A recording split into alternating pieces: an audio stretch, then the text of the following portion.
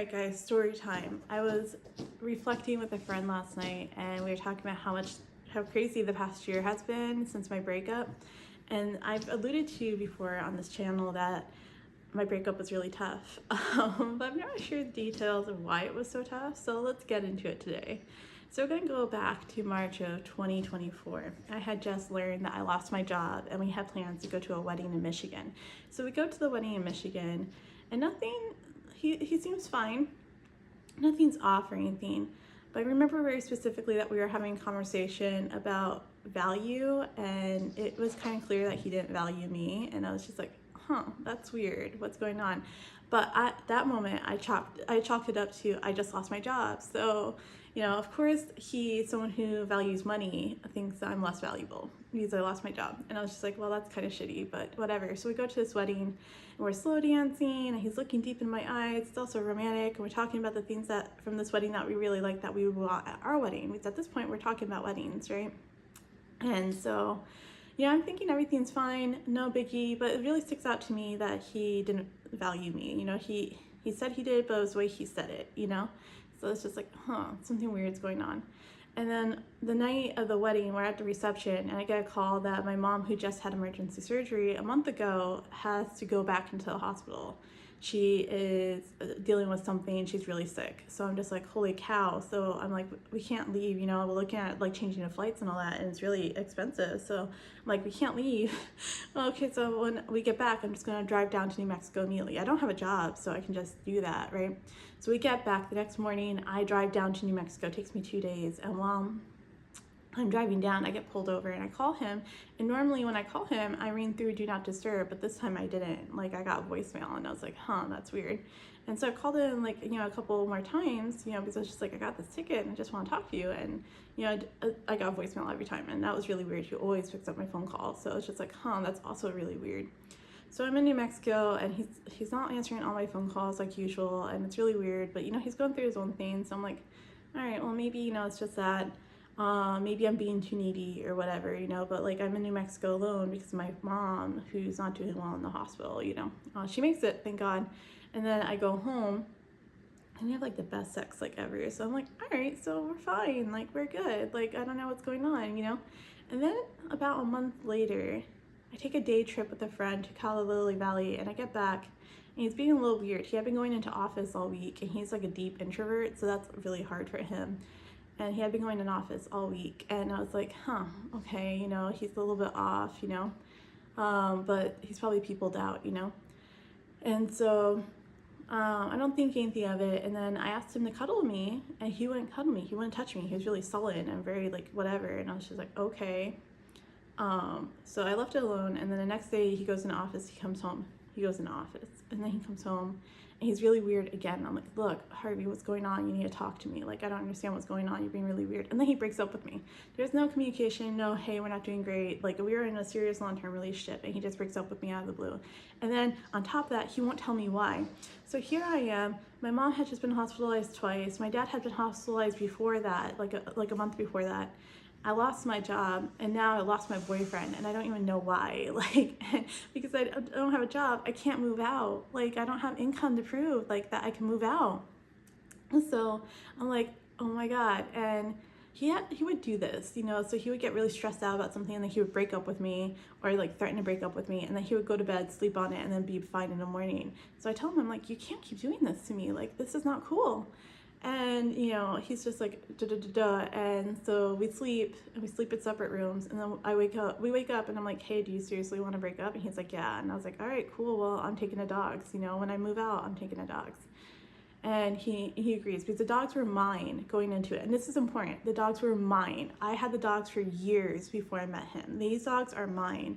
He got to play stepdaddy. We split the bills when it came to them, you know, because we were so serious and we were going to get married. And I was like, cool, if you love my dogs the way that I love them, then yeah, you can be stepdaddy. But then you break up with me. You're not keeping my dogs. They're mine. And so, I can't move out though, so I'm just like, I can't move out because I don't have a job. He's like, oh, we'll stay as long as you need. And I was like, okay, but then I think we shouldn't date anyone until after we move out because, you know, I think it's going to be complicated. And he tells me he can't do that. He has to date. And I was just like, cool, all right. And so I'm sick, honestly. Like, I don't know how I held it together for that conversation, but I am sick. I'm not eating. I can't eat because of all the stuff that's going on in my life. I lost my job. My family's in hospital, finally out, but still not doing great. And I'm in California and I just got dumped. And I'm stuck living with him. I can't eat. Like, I'm sick. I'm throwing up. And then, like, I'm throwing up, and he's like, oh, do you want me to be in there with you? And I was like, no, you're the reason why I'm throwing up. Leave me the fuck alone. And so a week and a half goes by. He breaks up with me on a Thursday, exactly 2 weeks before my birthday. Exactly to the day, 2 weeks before my birthday. And then the following Saturday, not that immediate Saturday, but the following one, a week and a half later, this girl that I had connected with on Bumble BFF had messaged me before, and I ignored it. And then she messages me again, and she's like, hey, she hey girlies me. She's like, hey, your boyfriend and I matched on a dating app, and I didn't realize he was your boyfriend. And I didn't realize until a little while ago when I looked back at your profile and I looked at his profile because I thought he looked familiar, but your boyfriend's on Hinge. And I was just like, what? I was like, no, it must be his identical twin brother. So I was like, can you send me screenshots? And so she does, and it's him. And here's where I was gagged. He had pictures of me on his profile with me covered up or cropped out because I could tell by the tattoo. He had pictures of my dogs on his dating profile. And he had pictures of him that I took on his dating profile.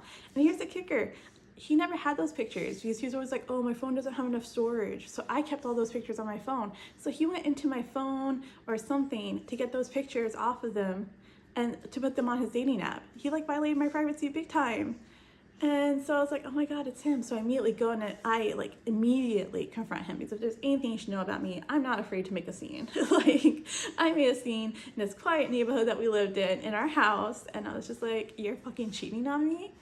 And he denies it. He's like, I'm not cheating on you. And I was like, I've seen the profile pictures. You're cheating on me. And he was like, it's not cheating. I was like, hold up. I was like, how would you feel if one of your friends told you like, hey, your girl's out in the streets? And he was like, I feel really shitty. And I was like, well, no, how do you think I feel?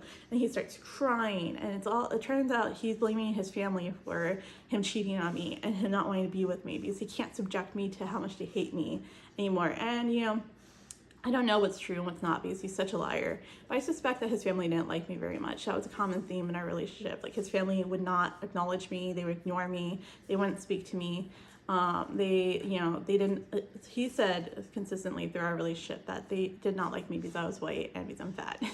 And so he blamed his family. And I'm just like, what kind of man does that? Like, you cheat on me and you break up with me and you're blaming your family? Like, okay, whatever. Anyway, so I'm just like, what the heck?